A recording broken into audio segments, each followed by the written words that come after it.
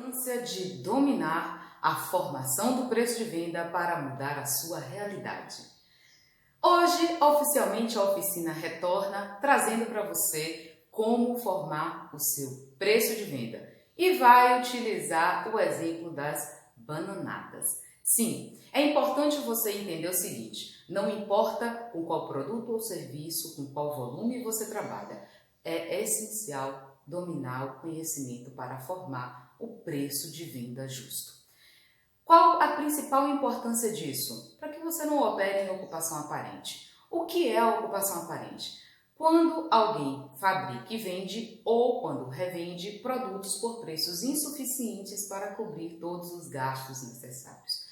E isso se deve a uma confusão comum, uma confusão do conceito popular a respeito da formação do preço de venda, que normalmente considera o custo seco da mercadoria, que é aquele valor pago por unidade de mercadoria, em cima disso vai e coloca um percentual aí de lucro. É por isso que ocorrem as distorções, inclusive, de dizerem que ali tem 100% de lucro ao simplesmente multiplicar o valor do custo pago, o custo seco pago pela mercadoria, pelo dobro, Ou simplesmente entender o seguinte: gastei R$5, vou vender por R$10, estou ganhando. Necessariamente pode não estar ganhando, a oficina já tratou sobre esse assunto e hoje você vai entender de vez por qual motivo isso não funciona. Antes, eu preciso pedir a você o seguinte: eu moro sozinha e não tenho como controlar os sons, ruídos, barulhos que vêm de fora. Então, que vem da rua, o que vem do vizinho, enfim. Se acontecerem, eu peço que, por favor, ignore essa situação, afinal de contas, eu não tenho controle sobre isso, tá? Se atente à informação que eu estou passando, a que eu estou dizendo, a que eu estou lhe mostrando, que com certeza vai funcionar muito bem. Agradeço. Vamos em frente. Na estrutura de formação do preço de venda, não é apenas o gasto seco pago pela mercadoria. Você precisa ter o conceito de gasto para poder compreender como formar o seu preço de venda. Gasto é um somatório de custos e despesas, sejam elas desembolsadas ou não, que vão formar a estrutura mensal de gasto previsional. Aqui eu só vou operar com os gastos que foram desembolsados. Eu não vou tratar dos não desembolsáveis porque eles se tratam de, por exemplo, depreciações, enfim, que não vai ser no caso agora trabalhado. Você precisa entender a ideia central, a ideia essencial da formação do preço de venda, tá, gente? Então vamos lá. Gasto mensal previsionado. O que é isso? Isso é uma das importantes parcelas que vão formar o seu preço de venda. Isso, conhecer e dominar esse assunto, é tão importante quanto saber que tipo de mercadoria você vai trabalhar. Só para você ter ideia, o gasto mensal previsionado inclui, por exemplo, o seu salário. E o salário não é lucro, salário é gasto. Eu vou substituir o termo negócio por atividade com objetivo de lucro. Não importa se você esteja aí fazendo um trabalho para atender o interesse social, o interesse público ou não, a sua atividade precisa gerar lucro para que ela ganhe poder de continuidade. Mesmo que você não te pertença esse valor, seja somente a sua remuneração, você precisa compreender esse conceito. Compreendendo esse conceito, você diferencia uma série de coisas, tá? Então, vamos lá? Bem, o gasto mensal previsionado, ele é dividido em gasto fixo e gasto variável. No gasto fixo, você vai ter todo e qualquer tipo de gasto fixo que seja necessário para que sua AO, sua atividade com objetivo de lucro, exista, ela opere. Então aqui vai ter o seu salário, vai ter o seu mês, se você pagar, vai ter o aluguel de um ponto ou da licença de uma barraca ou a mensalidade de algo que você precise pagar para que a sua atividade com objetivo de lucro opere. Estes são os gastos fixos que acontecem ou não, independente de você vender ou prestar algum serviço ou trabalhar naquele mês, certo? A estrutura da composição dos gastos variáveis é exatamente aquilo que só existe se você trabalhar. E aí tem outra questão. No caso da classificação e distribuição dos gastos do micronegociador, a ambiguidade das naturezas daqueles gastos acaba levando a alguns equívocos, né? Ou até mesmo a algumas dificuldades de compreensão de como montar a sua estrutura de gasto mensal previsionado. Para que você compreenda isso, um exemplo muito simples é a parcela de, o gasto, né? A parcela de gasto com remuneração in natura. O que é remuneração in natura? Por exemplo, é o almoço que você precisa fazer trabalhando. E aí a sua atividade com objetivo de lucro vai desembolsar esse valor. É diferente de, independente de estar trabalhando ou não, você, como uma pessoa diferente da sua atividade de lucro, você tem esse gasto que deve ser coberto por sua remuneração. Entendendo e compreendendo essa diferenciação, você vai entender o seguinte: quando você está trabalhando, aquele valor que você gasta com almoço, com água, com outras coisas, é um gasto com remuneração in natura que é desembolsado pela sua atividade com objetivo de lucro. Se você está descansando ou suspendeu as suas atividades e está tendo outra fonte de remuneração, aquilo ali não vai ser coberto por sua atividade de lucro, até porque talvez ela já não tenha como fazer isso. Aquilo ali vai ser coberto por sua remuneração. Compreendeu a diferença? Maravilha!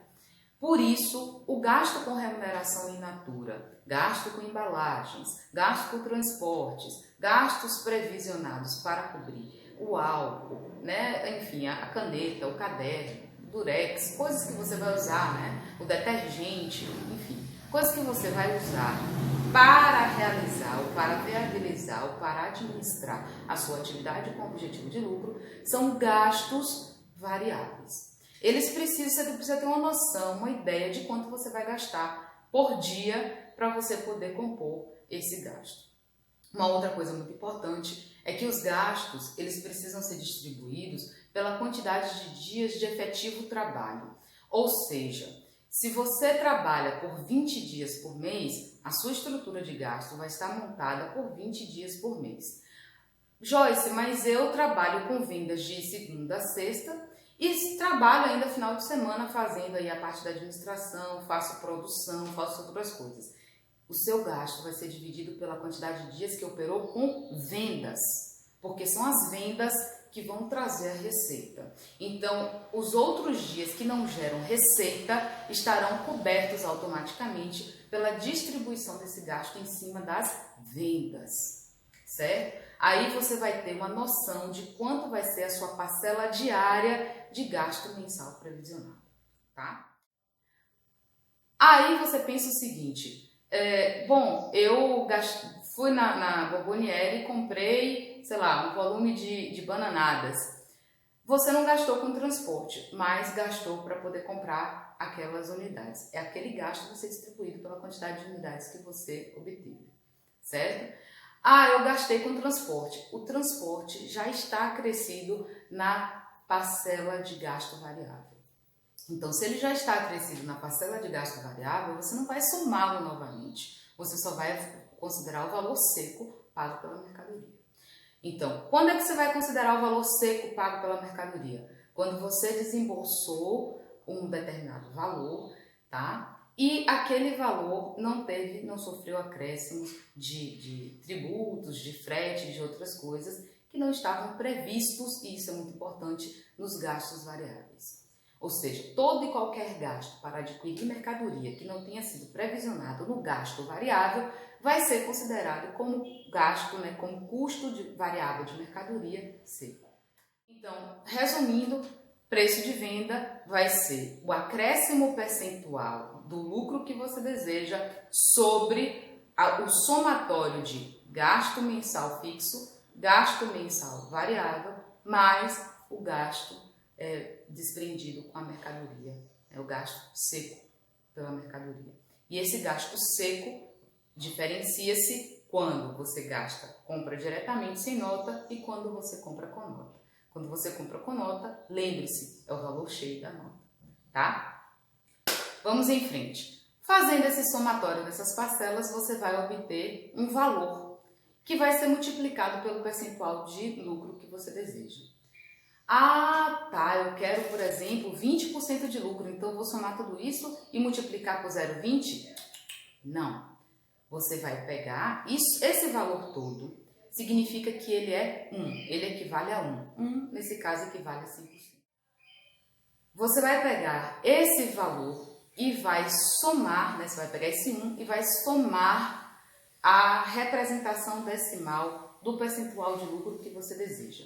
Por exemplo, se você quer 20% de lucro, você vai somar 1 mais 0,20. Se você quer 30% de lucro, você vai somar 1 mais 0,30. Se você quer 30%, 40% de lucro, 1 mais 0,40.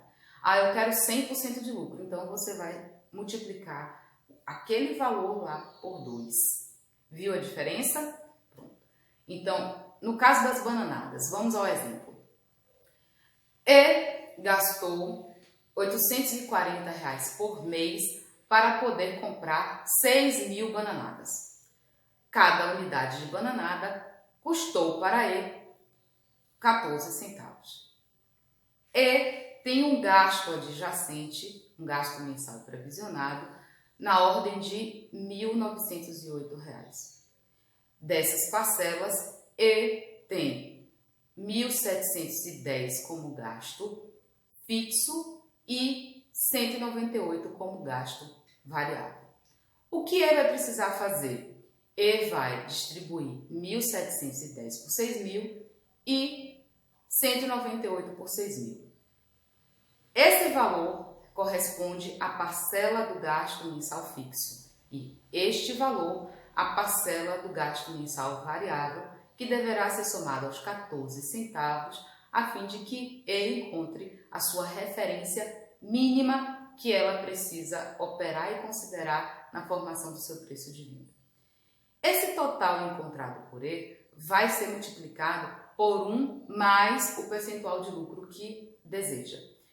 E resolveu operar com 20% de lucro. Então, E vai multiplicar esse total que ele encontrou por 1,20.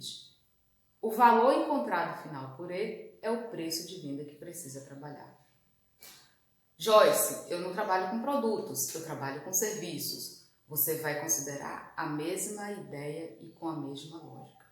Todos os gastos mensais fixos, todos os gastos mensais variáveis, né, a previsão deles, vai encontrar a sua referência total e vai distribuir pela quantidade de serviços que você tem como meta de atingir no mês. Aí você vai encontrar a sua referência a ser acrescida na parcela do gasto do seu serviço, ou seja, de produtos, do que você gasta ali para poder servir. Ah, Joyce, eu trabalho com sobrancelhas. O que você gasta para poder trabalhar com sobrancelhas, além do seu gasto mensal que você precisa prever, seja ele fixo ou variável, né? No caso, somatório dos dois. Pronto, isso dali que você vai considerar. Faço massagens.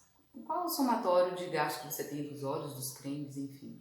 Ah, eu faço limpeza de sofá. Qual o somatório, né? Por cada serviço você gasta de produtos para poder fazer isso. Lembre-se que no gasto mensal variável já deve estar previsto, o gasto com transporte.